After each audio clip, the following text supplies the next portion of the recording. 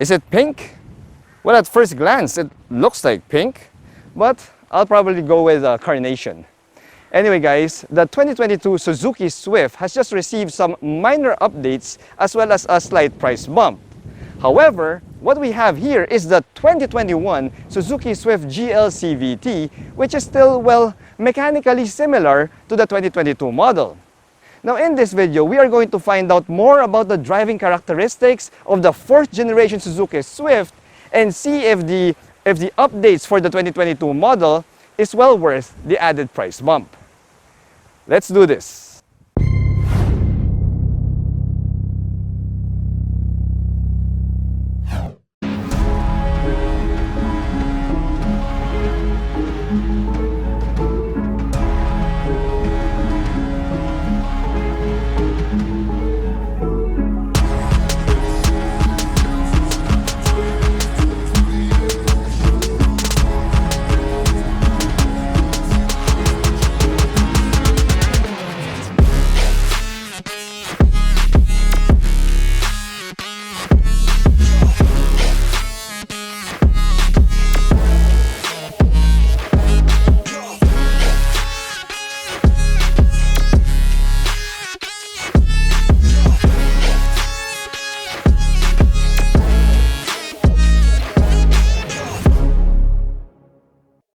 Hello guys, I'm Reagan and welcome back to another car review. If you're new to my channel, I want you to click that subscribe button for your regular dose of Philippine automotive content. If you're my subscriber already, well, sit back, relax, and enjoy the show. But first, click that like button. Also, special thanks to Suzuki Philippines for lending me the Suzuki Swift GL CVT to do this car review. Now, I would have preferred to borrow the manual transmission variant of the Suzuki Swift, but unfortunately for the model year 2022, well, Suzuki Philippines has decided to phase out the manual transmission variant. You see, the Swift, at least here in the Philippines, is the latest victim of the slow but sure extinction of the manual transmission. Now, that leaves us only with the Swift in a CVT configuration. Now guys, this 2021 Suzuki Swift GL CVT used to have a retail price of 799,000 Philippine pesos, but for the year 2022, it has received a price increase because the 2022 Suzuki Swift GL CVT now has a retail price of 844,000 Philippine pesos. Now that's a 45 grand price increase. So let's see in this 2021 model what sort of features were missing out in this model year. While the 2022 Suzuki Swift got a redesigned front grille, well, it doesn't really deviate too much from the front grille of this 2021 model. In fact, the only difference for that model year is the design inside the front grille, plus that 2022 Swift gets a chrome front strip in the middle. Now, the functional bits still remain largely the same because this, both the 2022 and this 2021 models get halogen headlights here, halogen fog lights, and that pair of LED DRLs found in the front bumper. You see guys, the Suzuki Swift is a cool-looking small city car, and Suzuki did well not to mess around too much with the design of its front fascia. The side profile of the Suzuki Swift didn't really change much for 2022, so it doesn't really matter that we only have the 2021 Suzuki Swift right here. In fact, the door handles of the rear doors are still neatly incorporated into the C-pillar, making the Suzuki Swift look more like a 3-door hatchback. It's a sporty side profile, and it's quite reminiscent of the side profile of the Mini Cooper 3-door hatchback. Now guys, if you turn your attention to the wheels of this thing, you'll notice that the Suzuki Swift, given that it has such a small and compact body, has some pretty large 16-inch alloy wheels here. Now these wheels look sporty, and yeah, you don't really need to go to the aftermarket to change them to larger wheels, because I think the 16-inch alloys here are already large enough. Now behind these wheels guys, well, we do get budget meal mechanicals, we get ventilated disc brakes up front, we only get drums at the back, and for the suspension, the Swift rides on a MacPherson setup in the front and a torsion beam at the back. Now the ground clearance of this thing is also on the low side because the ground clearance is only 120 millimeters. However guys, considering that we have a short wheelbase here and we practically have almost zero overhangs on the front and the rear because the tires, the wheels are pushed all the way out to the four corners. Yeah, I didn't really experience any scraping with steep parking ramps or even going over speed bumps. Yeah, see? Still a good amount of clearance right there. Just like the side, the rear end of the Suzuki Swift has not received any changes at all, so it's like we're reviewing the 2022 model year here. You see, the Swift still gets those gorgeous LED taillights here, which is much better looking than the third generation Suzuki Swift's taillights. Now when you pop open the lift gate of this thing, you'll notice that the Swift will give you 242 liters of trunk space, which as you can see is good enough for a medium-sized luggage.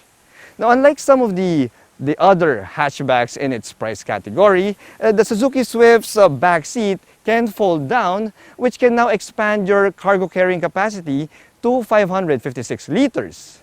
Now that, my friends, makes this Suzuki Swift a highly versatile hatchback.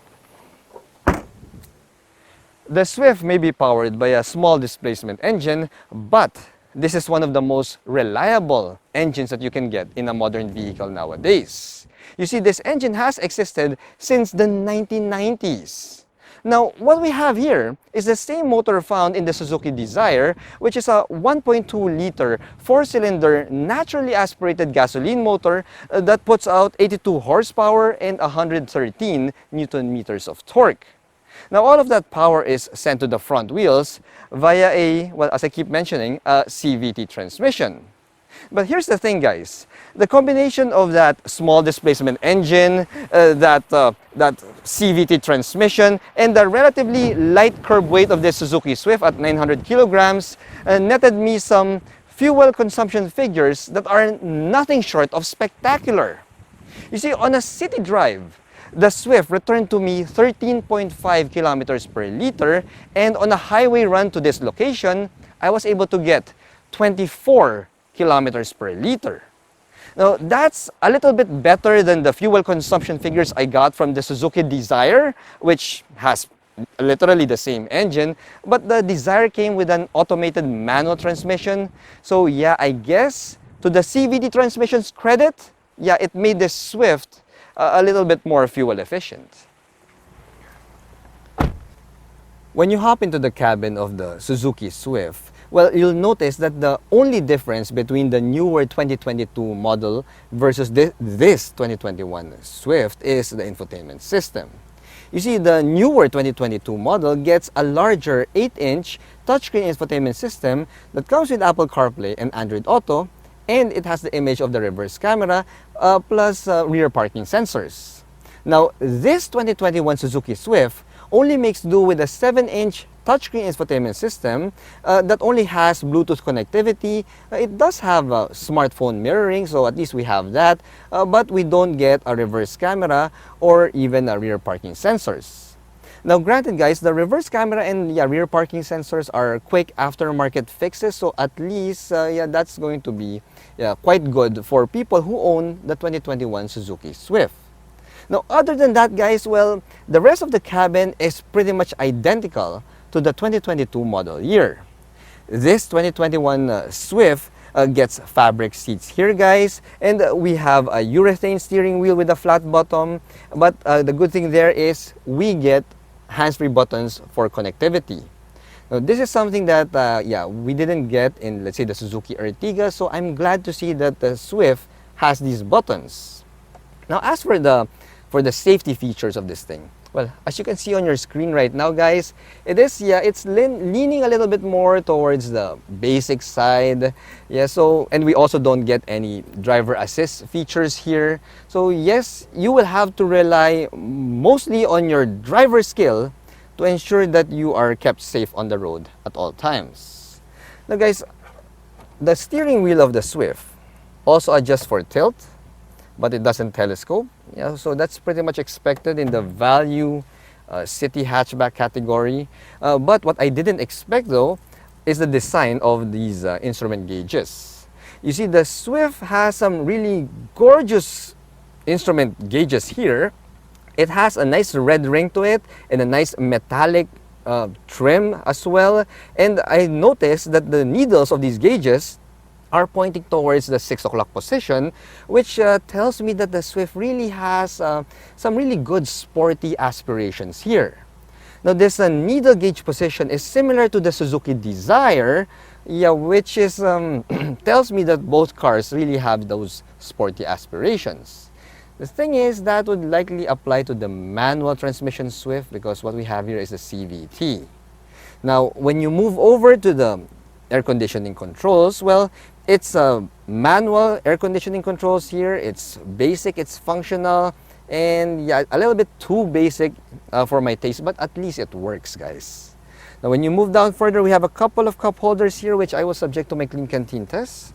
Now I already did this in my previous Swift video and I do know that it failed, so yeah, see, it doesn't really hold it that well, so yeah, it's a fail.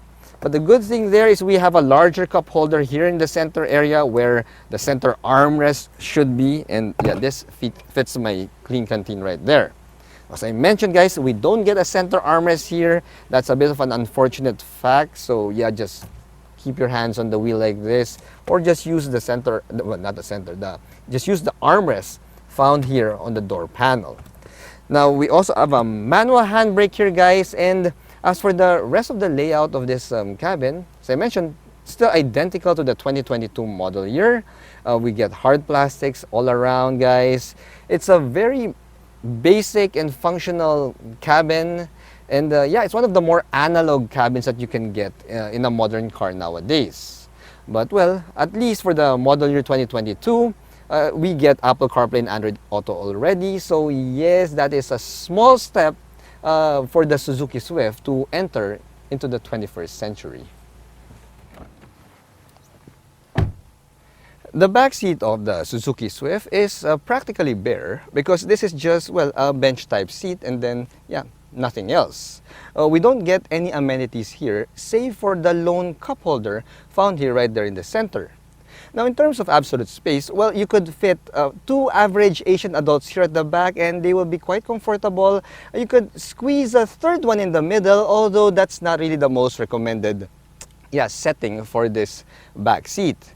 Now guys, enough of this place, and let's hop back to the driver's seat and take the Suzuki Swift out for a drive.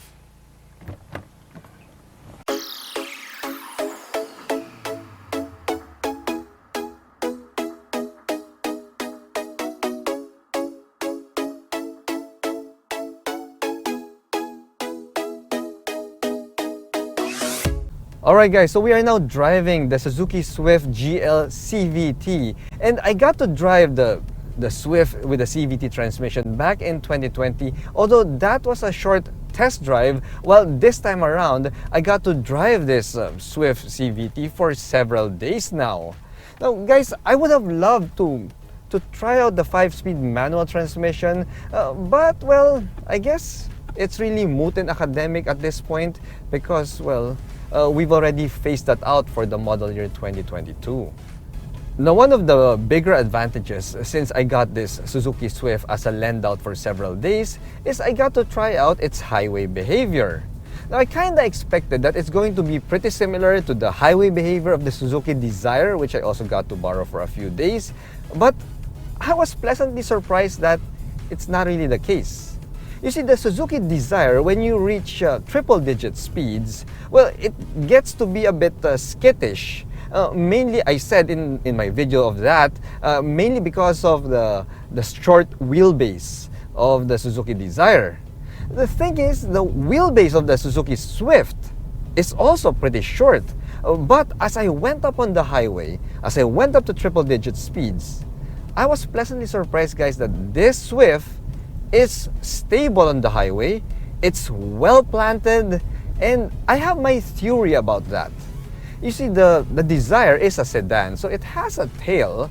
Well, this hatchback, well, as a hatchbacks go, doesn't really have a tail, so we do just have that roof-mounted rear spoiler, and I do believe that spoiler helps out with the aerodynamics and the stability of the Suzuki Swift when you take it out to highway speeds. So I took the Swift out to the highway, and on highway speeds, well, I did notice that there is a bit of wind noise and tire noise that's making its way into the cabin.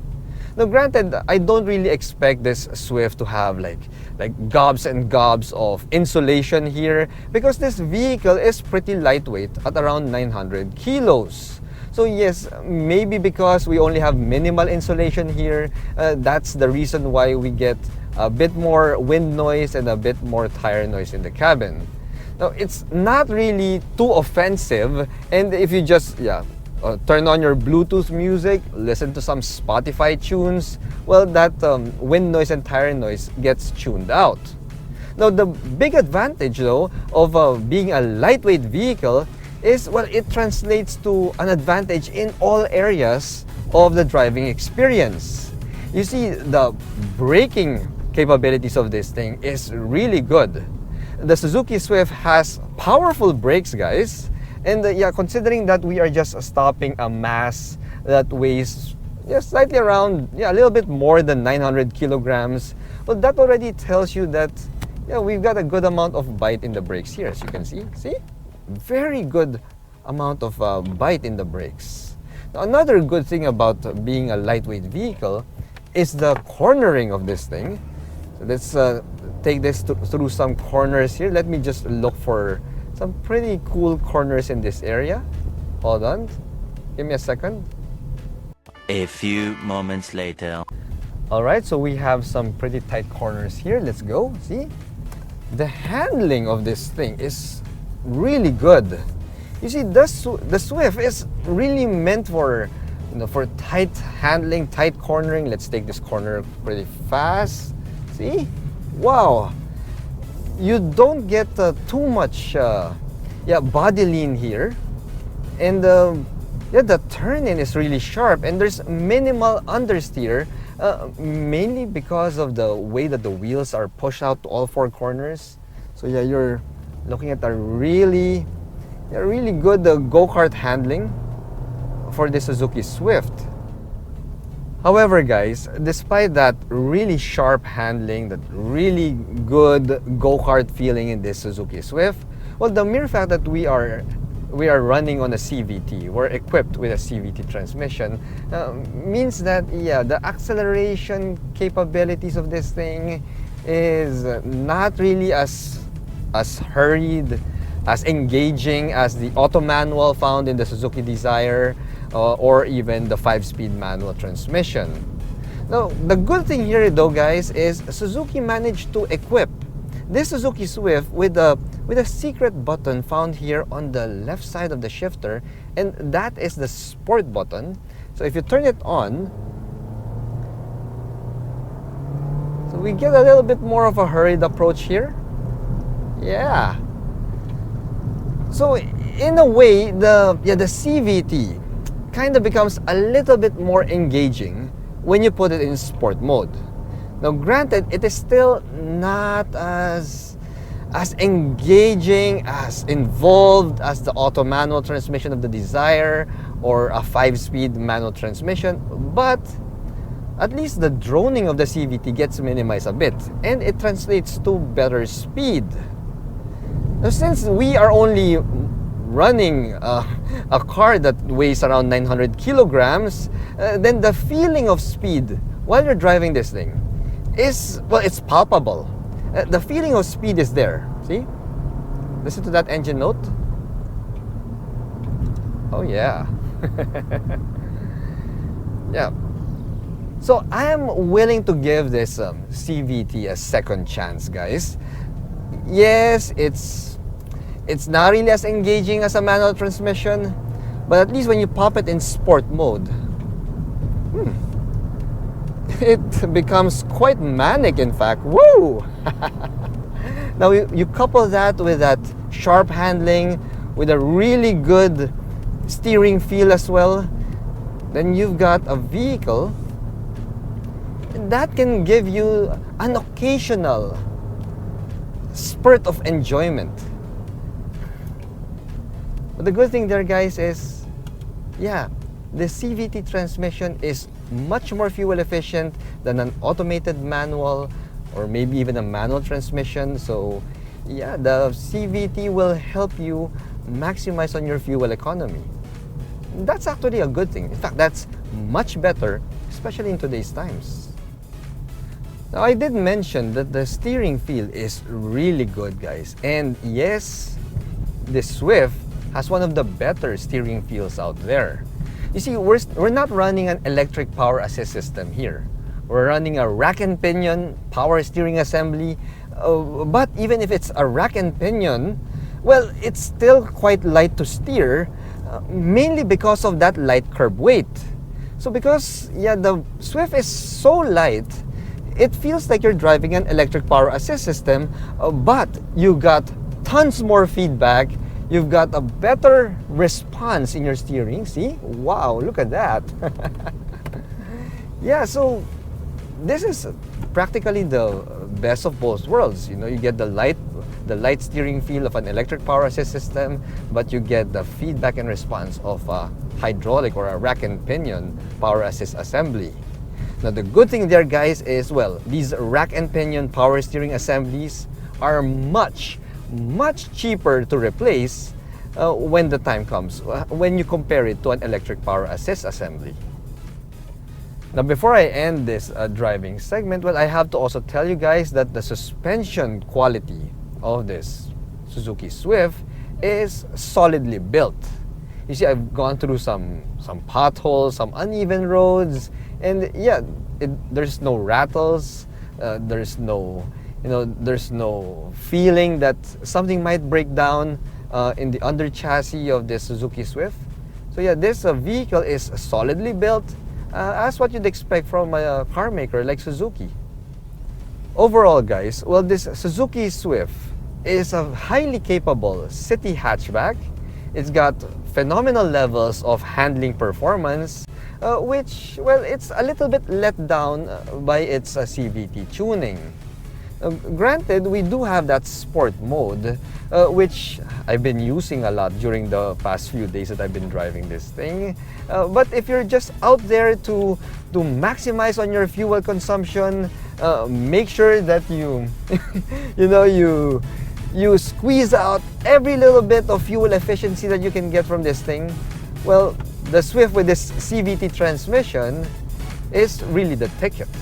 I mean, next to a hybrid, you can't get any better fuel consumption than what this Suzuki Swift CVT can give you. The Suzuki Swift CVT is one of the most engaging drives in the value hatchback category. That's why I'm quite saddened by the fact that we lose that manual transmission option for the 2022 model year. You see, the Swift has the makings of a niche pocket rocket, especially since this platform has a pretty significant amount of aftermarket support to it. Now, the good thing there, guys, is, well, there's not much changes made for the 2022 model year. So if you're looking for a pocket rocket that you can dress up, well, guys, you can always turn to the used car market and look for a manual transmission variant of the 2021 Suzuki Swift. However, if you're the type of person who don't want to roll your own gears, well, at least the CVT of this thing is still frugal at the pump. And in today's era of high fuel prices, I guess being more fuel efficient makes a lot of sense to more people than, let's say, straight line acceleration performance. Anyway, thanks for watching.